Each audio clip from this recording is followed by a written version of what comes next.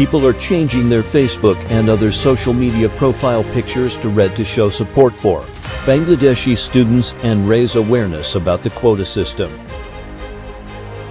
On Tuesday, the anti-discrimination student movement called off the government-declared National Mourning Day. On this day, they announced an organized online campaign where participants took and shared photos with their eyes and mouths covered in red cloth. Following this announcement, many students began promoting the campaign on social media by covering their faces and eyes with red cloth. Instead of the traditional black, many changed their Facebook and other social media profile pictures to red in memory of victims.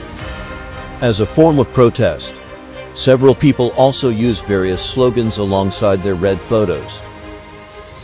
Teachers and students were seen holding a silent march with red cloths covering their faces, participated in a protest rally and solidarity assembly.